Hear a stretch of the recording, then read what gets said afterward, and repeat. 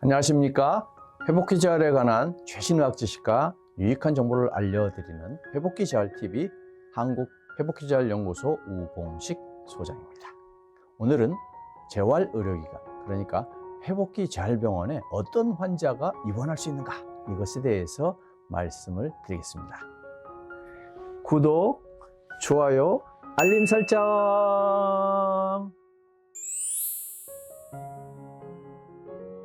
지난 2023년 3월 보건복지부가 재활의료기관 53곳을 지정했습니다. 그런데 재활의료기관이라고 하니까 환자나 보호자분들이 이게 무슨 재활의료기관 하니까 무슨 장애인 관련 기관이나 시설인가? 뭐 이런 질문을 하는 분들이 계셨어요. 재활의료기관은 원래 정신보건법에 따른 정신의료기관에서 그 이름을 따와서 벤치마킹한 것이랍니다. 정신의료기관은 종합병원, 병원, 의원급 등 다양한 의료기관이 정신의료기관에 포함되어 있습니다. 그래서 여러 종류의 의료기관을 두루 명칭을 사용하기 위해서 정신의료기관이라고 한 것이죠. 그런데 재활의료기관은 병원급 의료기관만을 대상으로 지정을 하게 되어 있답니다. 그러니까 재활병원이라고 했으면 그냥 이해가 쉽게 되었을 텐데, 재활의료기관 하니까 보호자나 환자분들께서 오히려 혼선을 가져오게 된 것이죠. 기업의 이름은 그 기업 고유의 철학과 이념을 담고 있어서 기업의 브랜드 네이밍을 할 때 굉장히 많은 고민을 하고 여러 가지 검토를 하게 된답니다. 예를 들어서 네이버 같은 경우는 항해를 하다는 뜻의 내비게이트와 사람의 이하를 합쳐서 내비게이트 하는 사람, 그런 뜻에서 네이버라고 했다고 하죠. 반면에 다음은 넥스트, 다음 세대를 말하는 다음, 그리고 여러 소리, 다음, 그 두 가지의 복합적인 중의적인 의미를 담아서 다음이라고 했다고 하죠. 구글은 좀 재미있어요. 원래 구글은 이름을 처음에 지을 때 10의 100제곱 해서 구글이라고 이름을 지었다고 해요. 그런데 그게 등록 과정에서 구글이 구글로 바뀐 거예요. 어쨌거나 실수로 구글이 되었는데, 구글은 지금 현재 전 세계의 가장 유명한 기업 중에 하나가 되었죠. 그러니까 재활의료기관도 재활병원 했으면 어땠을까 하는 아쉬움이 있답니다. 제가 1999년도에 서울 노원구에서 재활의학과 클리닉을 오픈을 했을 때였어요. 당시에만 해도 재활의학과가 도대체 뭐 하는 과인지를 잘 몰랐어요. 그래서 개원을 하고 한참 동안 일주일에 한 번 정도는 이런 전화가 왔어요. 따르르르, 네, 뭐뭐뭐 재활의학과원입니다. 거기에 말이에요, 쓸만한 냉장고 있어요? 중고. 그게 혹시 중고 TV도 매입돼 주나요? 그러니까요, 재활용 센터하고 재활의학과 의원을 구분을 못 하는 거예요. 그런데 여기서 퀴즈 하나. IM 재활병원의 IM은 무슨 뜻일까요? 2011년도에 IM 재활병원을 개원했을 때, 그때 모 방송국에서 나는 가수다, 이 프로그램이 전국적으로 엄청난 인기를 끌었어요. 그래서 덩달아서 IM 재활병원, 나는 재활병원이다, 이걸로 저희 병원도 좀 인기를 끌었죠. 그런데요, IM은 임마누엘 메디칼의 영어 두 문자 I와 M을 합쳐서 IM 재활병원이랍니다.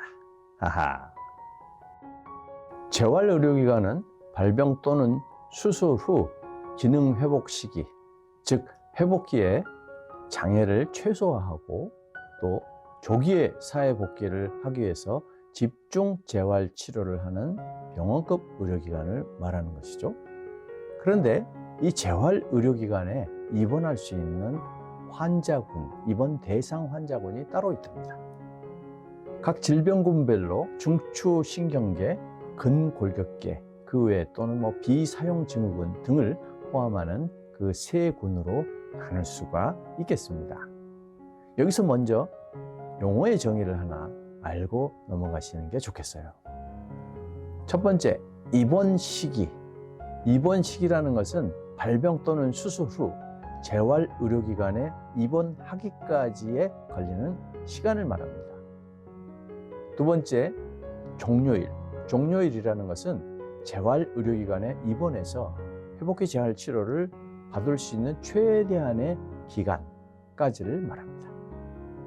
자, 그러면은 이제 각 질환군별 입원 시기와 종료일에 대해서 좀 더 자세히 살펴보도록 하겠습니다.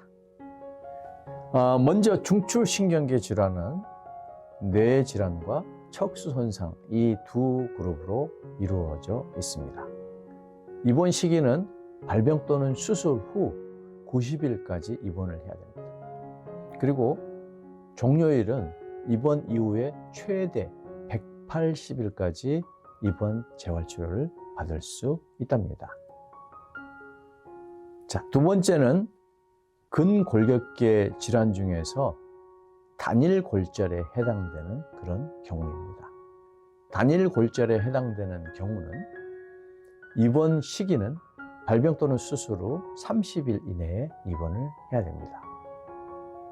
그리고 종료일은 입원으로부터 30일까지가 재활치료를 받을 수 있답니다.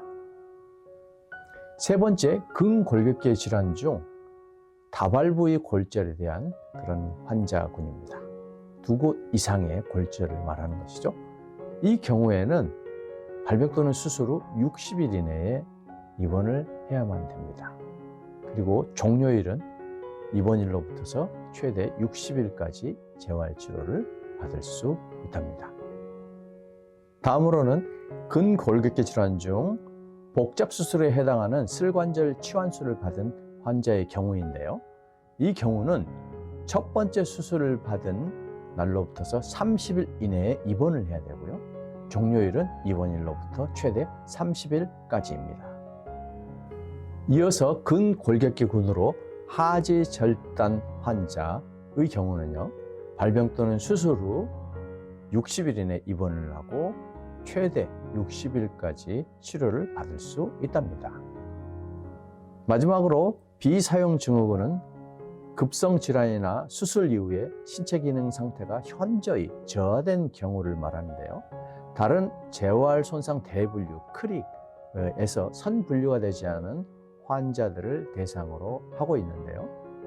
발병 또는 수술일 기준 60일 이내에 입원을 해야 되고 최대 60일까지 입원 치료를 할 수 있답니다. 그런데 재활의료기관 입원 대상 환자군 가운데서 입원 시기와 종료일에 있어서 의학적으로 논란이 있는 그런 경우들이 있는 것 같습니다. 먼저 중추신경계 질환에 관한 것인데요. 보건복지부 기준에 따르면요, 의학적 판단에 따라 급성기 치료가 추가적으로 필요한 경우 등 불가피한 사유로 전원을 할 수 없을 경우 입원 시기가 90일을 초과하더라도 입원 시기 및 종료일을 발병 또는 수술일로부터 270일 이내로 적용한다. 단 불가피한 사유에 대하여 진료 기록부 등 객관적 자료를 첨부하여야 된다라는 기준이 있습니다. 이 환자군은 어떤 환자냐? 중증 질환으로 인해서 대학병원이나 종합병원에서 재활의료기관으로 전원을 하기 어려운 그런 상태에 있는 환자들을 말합니다. 그런데 이 환자들이 아주 중증이 심하면은 270일이 다 되도록 전원을 하지 못하는 그런 경우도 생길 수가 있겠죠. 예를 들어서 한 6개월, 7개월 정도 큰 병원에서 치료를 받고 이 환자가 퇴원을 해서 재활의료기관으로 왔다라고 가정을 한다면 7개월을 마치고 온 환자는 재활의료기관에 딱 2달밖에 재활치료를 받지 못하는 불이익이 역으로 발생하게 되는 것이죠. 다음으로는 단일 골절이지만은 골유압이 지연된 경우의 환자에 대한 문제입니다. 기준에 따르면 골유압을 위한 소요기간이 필요하여 발병 또는 수술 후 30일 이내 입원이 불가능한 환자는 입원 시기는 발병 또는 수술 후 60일 이내에 입원하고 종료일은 입원일로부터 60일을 적용한다라는 기준이 있습니다. 그런데 대퇴부위 골절 같은 경우 체중 부하를 100% 하기 위해서는 통상 6 내지 8주 정도의 시간이 소요되는 거죠. 그러니까 재활의료기관에 입원을 해서 보행훈련을 하기 위한 전 단계 훈련을 하다 보면은 2달이 훌쩍 지나가 버리는 그런 경우가 생길 수가 있죠. 경우에 따라서 치료를 충분히 받지 못하는 사례들도 생길 수 있게 되는 것이죠. 하하. 세 번째로 슬관절 치환술 복잡 수술에 해당하는 환자입니다. 양측 슬관절 치환술, 단측 또는 양측 복잡 수술에 해당하는 경우는 입원 시기는 동일 입원 기간 내 첫 번째 수술일로부터 30일 이내 입원하고 종료일은 입원일로부터 30일까지 적용한다는 그런 기준이 있습니다.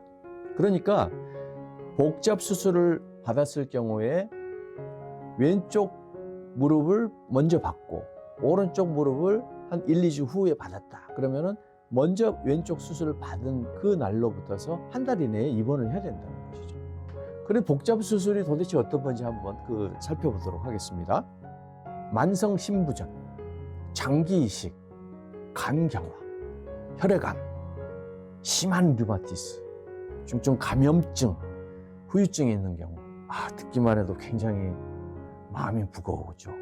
이런 환자들이 과연 수술 후에 그것도 먼저 받은 관절 쪽의 수술 후에 한 달 만에 몸 상태가 좋아져서 회복기 재활치료를 받을 수 있을 정도로 컨디션을 회복해서 올 수 있을까요? 그런 논란의 문제가 많이 있는 것이죠. 실제로 이런 환자들이 제대로 재활치료를 받기 위해서는 좀 더 많은 기다리는 입원 시기의 조정이 필요하지 않겠냐, 이런 논란이 제기되고 있는 것이죠. 다음으로 다제내성균 감염을 가지고 있는 환자의 회복기 재활 치료에 대한 문제입니다. 다제내성균이란 항생제의 여러 가지 내성을 가진 그런 균들이 있다는 것이죠. 이 중에서 특별히 CRE, 카바페넘계나 VRE, 방코마이신계의 항생제의 내성을 가진 환자들의 경우는 재활치료를 적극적으로 받을 수 없답니다. 이 환자들의 경우는 항생제 내성이 다 이제 정리가 되고 치료가 될 때까지 요양병원이나 또는 다른 격리 시설이나 이런 곳에서 치료를 받고 오게 되어 있는데요. 이 환자의 경우는 회복기 재활에 입원을 할 수 없는 문제가 생긴답니다. 재활의료기관에 입원 중에 이런 또 CRE, VRE 감염된 경우가 또 있을 수가 있어요. 이 환자들을 치료하기 위해서 다른 기관, 요양병원이나 이런 쪽에 가서 입원을 하고 다시 재활의료기관에 오는 것도 또 불가능해지는 그런 문제를 가지고 있습니다. 이상 나타난 재활의료기관의 입원 대상 환자군의 기준에 대한 문제점들은 우리보다 먼저 20년 전에 회복기 재활치료 제도를 도입한 일본의 사례들을 살펴보면 무엇이 문제이고 어떤 것을 개선해야 될 것인지 좀 더 분명하게 나타나게 됩니다. 일본은 지난 2000년 회복기 재활치료 제도를 도입하면서 중추신경계, 정형계, 비사용 증후군 등 다양한 질환에 대해서 충분한 기간 치료를 받을 수 있도록 기준을 설정해 놓았습니다. 예를 들어서 발병 또는 수술 후 3개월 이내에 입원하면 180일까지 치료를 해 주었던 것이죠. 그러다가 2006년도에 입원 시기가 조정이 되어서 발병 또는 수술 후 60일 이내에 입원을 하면은 각 질환별로 이제 뇌, 척수, 신경계는 180일, 그리고 근골격계 등 정형계는 최대 90일, 그리고 정형계 중에서도 연조직, 근육이나 인대의 손상 같은 경우는 60일 정도까지 입원을 할 수 있게 해 준 것이죠. 이상 우리나라와 일본의 회복기 재활 치료에 관한 기준들을 보면 우리가 무엇을 개선해야 될 것인지가 좀 더 분명하죠. 뇌질환이나 척수질환은 입원 시기나 기간이 일본과 한국 간에 별 차이가 없습니다. 그러나 고령화가 진행될수록 환자가 늘어나는 근골격계 질환, 특히 대퇴골절이라든지 하지골절과 같은 정형계 질환에 있어서는 한일 간에 큰 차이가 존재합니다. 우리나라는 입원 시기가 대개 한 30일에서 60일 정도, 그리고 종료일도 또한 30에서 60일 정도에 불과합니다. 반면에 일본은 입원 시기가 60일, 종료 시기는 대부분 90일 정도로 우리보다 훨씬 긴 시간을 집중 재활 치료를 받을 수 있도록 하고 있는 것이죠. 실제 2024년 일본 회복기 재활병동 연례 보고서에 보면요, 원인 질환별 평균 입원 일수가 뇌혈관계는 82.3일, 정형외과계는 54.2일, 폐용증후군, 우리말하면 비사형 증후군이죠, 51일, 심대혈관계는 53.2일, 기타 38일 정도 입원을 하고 있는 것으로 나타나고 있죠. 이처럼 일본의 데이터를 토대로 보았을 때 정형계 질환, 특히 골절 환자가 평균 54일을 입원할 수 있다는 것은 우리에게 시사하는 바가 많습니다. 우리나라의 경우는 30일에서 60일 정도가 최대한 입원이기 때문에 그보다 긴 시간 입원을 해야 되는 환자의 경우는 입원할 수가 없는 것이죠. 그것이 우리의 가장 큰 문제 가운데 하나라고 볼 수 있습니다. 이상으로 회복기 재활 의료기관에 어떤 환자가 얼마나 오랫동안 집중 재활 치료를 받을 수 있는지에 대한 기준을 일본과 비교해서 살펴보았습니다. 이제 우리가 좀 더 어떤 부분에 집중해서 개선을 해야 될지가 분명해지겠죠. 앞으로 좀 더 많은 개선을 통해서 회복기 재활 치료를 받을 수 있는 환자들에게 도움이 되는 그런 제도가 되었으면 좋겠습니다. 회복기 재활TV에서는 우리나라 회복기 재활 제도의 발전을 위하여 앞으로도 최신 의학 지식과 다양한 정보를 여러분께 알려드리도록 하겠습니다. 한국 회복기 재활연구소 소장 우봉식이었습니다. 감사합니다. 구독, 좋아요, 알림 설정.